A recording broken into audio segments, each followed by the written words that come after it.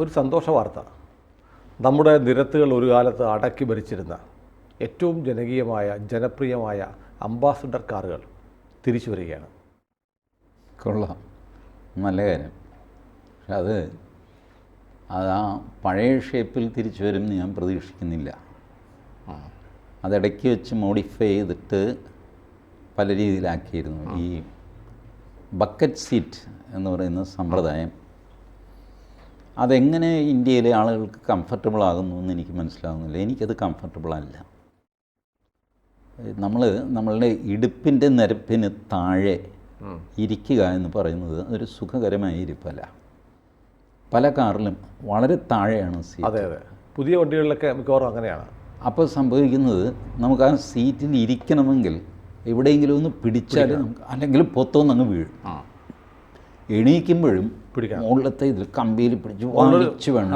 മുകളിലൊരു ഹാൻഡിലൊക്കെ ഉണ്ട്. ഇപ്പോൾ എന്തിനാണ് ഇത്ര ബുദ്ധിമുട്ടുന്നത്? ഗ്രൗണ്ട് ക്ലിയറൻസ് കുറച്ച്, വണ്ടിയുടെ ഹൈറ്റ് കുറച്ച്, ഏകദേശം നമ്മൾ താഴെ ഇരിക്കുന്ന പോലെ, അല്ലെങ്കിൽ ഇന്ത്യൻ ടോയ്ലറ്റിൽ ഇരിക്കുന്ന പോലത്തെ ഇരിപ്പ് സീറ്റിലിരിക്കുന്നത്. പെട്ടുപോകും.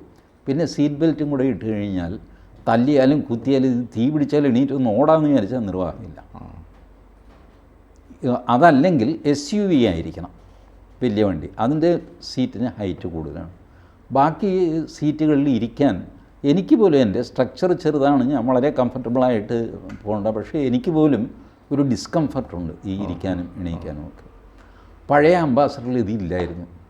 നമ്മളുടെ ഇടുപ്പിൻ്റെ നിരപ്പിലാണ് അതിൻ്റെ സീറ്റ്. അപ്പോൾ നമ്മൾ നിൽക്കുന്നിടത്ത് ചുമ്മാ അങ്ങോട്ട് ബെഞ്ച് ടൈപ്പായിരുന്നു. ബെഞ്ച് നേരെ അങ്ങ് കയറി ഇരുന്നാൽ മതി. നമ്പർ 2, ഇതിനിടയ്ക്ക് പാർട്ടീഷനൊന്നുമില്ല. മുമ്പിലും സിംഗിൾ സീറ്റാണ്. ആക്ഷേപമില്ലാതെ ഒരു 15 പേർക്ക് തിക്കി തിരക്കി ഇഴിച്ചിരക്കി.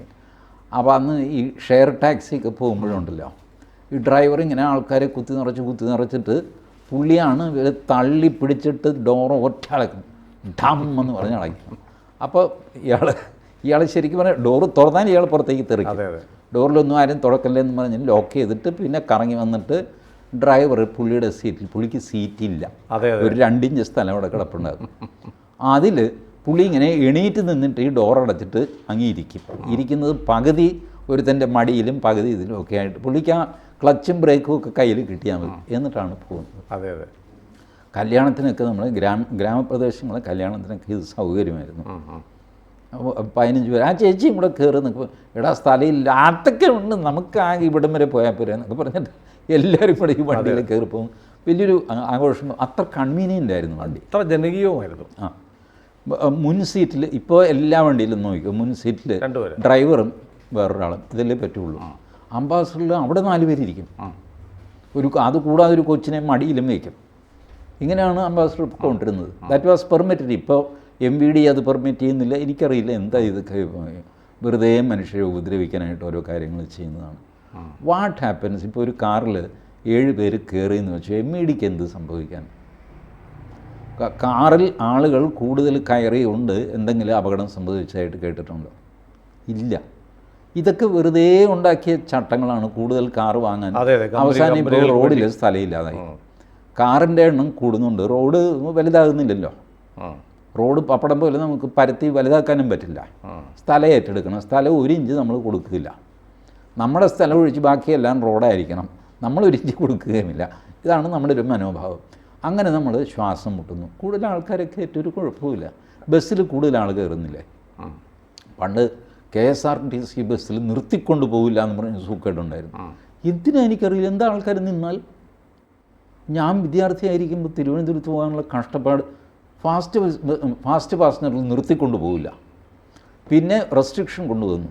10 പേരെ മാത്രം, 15 പേരെ മാത്രമേ നിർത്തുള്ളൂ. അതിൽ കൂടുതൽ ആൾ നിന്നാലെന്താ? ഏതോ ഒരു ഉദ്യോഗസ്ഥ ദുഷ്പ്രഭുവിൻ്റെ തലയിൽ ഉദിക്കുന്ന കാര്യം ചുമ്മാ അങ്ങോട്ട് സർക്കുലറായിട്ട് ഇറക്കി അങ്ങ് നടപ്പാക്കുകയാണ്. ജനങ്ങളുടെ സൗകര്യമോ പ്രയോജനമോ ഒന്നുമല്ല നോക്കുന്നത്. നമ്മൾ മാത്രമല്ല ഈ ട്രാൻസ്പോർട്ടും കാറും ഒക്കെ ഓടിക്കുന്നത്, മറ്റ് സംസ്ഥാനങ്ങളൊക്കെ ഓടിക്കുന്നില്ലേ? അവിടെ ഒന്നുമില്ലാത്ത സൂക്കേടുകൾ ഈ കേരളത്തിൽ എന്തിനാണ്? പെയിൻ്റ് അടിക്കുന്നില്ല പോലും അല്ലേ? പിന്നെ ഒറ്റ ഉത്തരവാണ്. ടൂറിസ്റ്റ് ബസ്സുകൾ മുഴുവൻ വെള്ള പെയിൻറ്റ്, അതിനൊരു യെല്ലോ വര വേണമെങ്കിലാകാം. രാത്രിക്ക് രാത്രി എല്ലാവരും കൂടെ വെള്ള പെയിൻ്റ് അടിച്ച് എല്ലാം. ഇപ്പോൾ ഇത് കണ്ടാൽ തിരിച്ചറിയാൻ പറ്റില്ല. ഇതിൻ്റെ പേര് പലപ്പോഴും നോക്കിയിട്ടില്ല, കളറൊക്കെ നോക്കിയിട്ടാണ് ആൾക്കാർ കയറാറുള്ളത്. അത് പോട്ടെ, അത് ബസ്സിൻ്റെ കാര്യം. അംബാസഡറിൻ്റെ ഈ പ്രാഥമിക സൗകര്യങ്ങൾ, പഴയ സൗകര്യങ്ങൾ പുനഃസ്ഥാപിക്കുകയാണെങ്കിൽ നല്ലത്. അതല്ലാതെ അംബാസഡർ എന്നുള്ള പേരിൽ വേറൊരു കാർ ബക്കറ്റ് സിറ്റും ഒക്കെ ആയിട്ട് മാരുതി പോലെയോ ഹ്യുണ്ടായി പോലെയോ ഒരെണ്ണം ഇറക്കാനാണെങ്കിൽ പക്ഷേ നമ്മുടെ നാട്ടിലെ എത്രയോ തലമുറയ്ക്ക് അംബാസഡറുമായി ബന്ധപ്പെട്ട എത്ര ഓർമ്മകളുണ്ടാവും. അംബാസഡറും ഫിയറ്റും മാത്രമായിരുന്നു ഒരു കാലത്ത് ഉണ്ടായിരുന്നത്. അപ്പോൾ ഇത് ജീവിതത്തിലെ എല്ലാ കല്യാണം, മറ്റേ പ്രസവം, അല്ലെ ആശുപത്രി, മരണം, ഇതൊക്കെയായി ബന്ധപ്പെട്ട അംബാസഡറിലുള്ള യാത്രകൾ. ഞാനൊരു ഈ കമ്പനി കാറുകൾ തരുമായിരുന്നില്ല. അപ്പോൾ അന്ന് കമ്പനി എനിക്ക് തന്ന കാർ അംബാസഡറായിരുന്നു. വർഷങ്ങളോളം ഒരു 10 വർഷമെങ്കിലും ഞാൻ അംബാസഡർ കാറായിരുന്നു. അതിൽ പോയി അതെനിക്ക് അങ്ങ് ഇഷ്ടപ്പെട്ടു. അതിൽ കയറി ഇരുന്ന് കഴിഞ്ഞാൽ ഒരു സമാധാനം, അതിൽ കയറി ഉറങ്ങാൻ ഒരു സുഖം, അങ്ങനെ നല്ല ഇത്. AC ഇല്ല, ചില്ലൊക്കെ താത്തി വെച്ചിട്ട് കാറ്റൊക്കെ അടിച്ച് നല്ല ഗംഭീരമായിട്ട് അതിൻ്റെ ഒരു പ്രത്യേക. പിന്നെ AC ഉള്ള വണ്ടി വന്നു, പിന്നീട് AC വന്നു, അംബാസഡറിനും AC ഒക്കെ വന്നു. അല്ല, നമ്മുടെ പ്രധാനമന്ത്രിയും രാഷ്ട്രപതിയും ഒക്കെ ഈ ചുവന്ന ലൈറ്റ് നിറയിൽ വെച്ച് അംബാസഡർ കാറിൽ ഇങ്ങനെ വരുന്ന കാഴ്ച, കുറേ വണ്ടികൾ ഒരുമിച്ച് വരുമ്പോൾ പഴയ സിനിമകളിലൊക്കെ കാണാം. വെളുത്ത അംബാസഡറായിരുന്നു. അതെ അതെ. ഇപ്പോൾ അത് മാറിയിട്ട് കറുത്ത പത്താഴങ്ങൾ ഇങ്ങനെ. അതെ അതെ.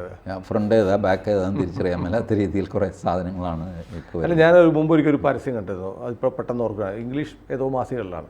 ഒരു വിദേശ കാർ കാണിച്ചിട്ട് 200 km/h, മണിക്കൂറിൽ 200 കിലോമീറ്റർ വേഗത്തിൽ ഓടുന്നു. ഇപ്പുറത്തെ അംബാസഡറിൻ്റെ പരസ്യം കൊടുത്തിട്ട് 200 കുഴികൾ പെർ അവർ. എവിടെയും കയറിപ്പോൾ ഇതിലേയും പോകുന്നൊരു വണ്ടിയായിരുന്നു. അപ്പോൾ ഇത് അന്ന് പ്രധാനം അതിൻ്റെ ഈ ഗ്രൗണ്ട് ക്ലിയറൻസ് ആണ്. അതെ അതെ. കുറച്ച് ഹൈറ്റ് ഉണ്ടല്ലോ, അപ്പോൾ ഈ കുണ്ട് കുഴി കല്ല് ഒക്കെ കയറി അങ്ങ് പോകും. ഈ കാലാനുസൃതമായ പരിഷ്കരണങ്ങൾ, പുതിയ ടെക്നോളജി, ഇപ്പോൾ എല്ലാ വണ്ടിയും ഇൻ്റർനെറ്റ് ഇൻസൈഡ് എന്നൊക്കെ പറഞ്ഞാൽ പോകുന്നത്, അങ്ങനെയുള്ള മാറ്റങ്ങൾക്ക് വേണ്ടി അംബാസഡറിനെ ഇഷ്ടപ്പെടുന്നവർ അങ്ങനെയാണല്ലോ. ആംബി തയ്യാറാവാത്തത് കൊണ്ടാണല്ലോ അത് പുറത്തായി പോയത്. അപ്പോൾ തിരിച്ചു വരവില്ല, ഒരു മോഡേൺ കാറായിട്ടാണ് വരാൻ പോകുന്നത്. മോഡേൺ കാറായിട്ട് വന്നു കഴിഞ്ഞാൽ മോഡേൺ കാറുകളുമായിട്ട് മത്സരിക്കേണ്ടി വരും. അത് ട്രഡീഷണൽ കാറായിട്ട് തിരിച്ചു വരണമെന്നുള്ളതാണ് എൻ്റെ ആവശ്യം. അത് പ്രായോഗികമാണോ ഇല്ലെന്ന് എനിക്കറിയില്ല. ബട്ട് അതിൻ്റെ അത്രയും സൗകര്യം എൻ്റെ ആവശ്യം ഒരു 12 പേർക്ക് അതിൽ കയറണം. പഴയ ഹൈറ്റിലുള്ള സീറ്റും സംഭവമൊക്കെ വേണം. അത് നമ്മുടെ ഇപ്പോൾ ഇവർ കാലാനുസൃതമായ മാറ്റമൊന്നുമില്ല. മാറ്റത്തിനനുസരിച്ച് നമ്മളെ ചുരുക്കി അതിനകത്ത് കയറ്റുകയാണ് ചെയ്യുന്നത്. സായിപ്പ് മാറി. ഇപ്പോൾ ഈ സീറ്റിന് പുറകിൽ വേറൊരു ഹെഡ് റെസ്റ്റ് എന്ന് പറഞ്ഞിട്ടൊരു സാധനം. ഈ ഹെഡ് റെസ്റ്റ് കാരണം തല നേരെ പിടിക്കാൻ പറ്റില്ല പലപ്പോഴും. അതുകൊണ്ട് തല ഇച്ചിരി കുനിയും വേണം നമ്മളിരിക്കാൻ. കാരണം ഹെഡ് റെസ്റ്റ് നമ്മളെ ഇങ്ങനെ പുറകിൽ നിന്ന് തള്ളിക്കൊണ്ട്. എന്തിനാണ് ആ പണ്ടാരം ദൂരക്കള? എനിക്കിപ്പോഴും ഞാൻ പലരോടും ചോദിച്ചിട്ടുണ്ട്. അവർ പറഞ്ഞാൽ അത് കാറ് മേടിച്ചപ്പോൾ അതവിടെ ഇരിപ്പുണ്ട്, പിന്നെ അത് ഇരുന്നോട്ടേ എന്ന് വിചാരിച്ചു. അത് ഊരി മാറ്റാൻ വേണേ, ഊരി മാറ്റാൻ അപ്പോഴും ആ കമ്പി ഇങ്ങനെ നിൽക്കും. അതെ, അതൊരു അശ്ലീലമാണ്. ഇതൊന്നും ആവശ്യമില്ലാത്ത സാധനമാണ്. ഇതൊക്കെ ആർക്കാർക്ക് അസൗകര്യമാണ് ഉണ്ടാക്കുന്നത്.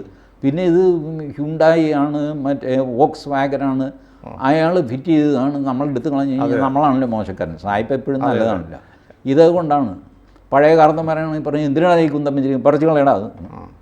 എന്നിട്ട് ഇനി ആലമൂട്ടിൽ ചാന്നാരൊക്കെ ഞാൻ കാശ് കൊടുത്ത് മേടിച്ച കാറ് എൻ്റെ ഇഷ്ടത്തിന് ഇരിക്കണം. അദ്ദേഹത്തിന് ബെൻസ് ആയിരുന്നു തോന്നുന്നു പഴയ കാലത്ത്. ചാന്നാർക്കം എനിക്കറിയില്ല, അങ്ങനെ കേട്ടിട്ടുണ്ട്. പ്ലിമത്തോ അല്ല, അതിനും പഴയതായിരുന്നു. ഇംപാല പോലെയുള്ള കാറുകൾ. അംബാസഡറിനും പഴയ കാർ. ഇംപാല അംബാസഡറിന് ശേഷം ഇറങ്ങിയതാണെന്നാണ് എൻ്റെ ഓർമ്മ. ഇത് പ്ലിമത്ത് പോണ്ടിയാക്ക് എന്നൊക്കെ പറഞ്ഞ് പഴയ അതായിരിക്കണം ആലമൂട്ടി. അംബാസഡറിൽ നടത്തിയ ഒരു മറക്കാനാവാത്ത യാത്ര ഓർമ്മിക്കുന്നുണ്ടോ? എവിടെയെങ്കിലും പോയത്? കല്യാണങ്ങൾ മാത്രമേ എനിക്ക് ഓർമ്മയുള്ളൂ. എൻജോയ് ചെയ്തത് ഈ 10 പേര് 11 പേര് ഇടിച്ച് തള്ളിക്കയറി പോയത്. അതാ മറ്റേ നമ്മുടെ മാന്നാർമത്തായി സ്പീക്കിങ്ങിൽ ഉണ്ട്. എല്ലാവരും കൂടെ എൽദോയെ തപ്പി ഇറങ്ങുന്നുണ്ടല്ലോ. ഒരു അംബാസഡർ കാറാണത്. അടയ്ക്കുമ്പോൾ ഒരാൾ പുറത്ത് പോകും.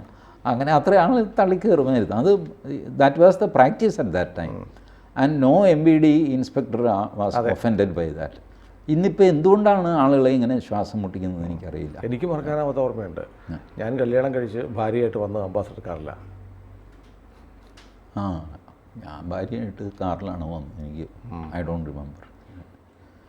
അപ്പോൾ ഞാൻ അങ്ങനെ ഒരു പ്രത്യേക ഒരു നൊസ്റ്റാൾജിക് ഓർമ്മ വെച്ചല്ല ഈ പറഞ്ഞത്.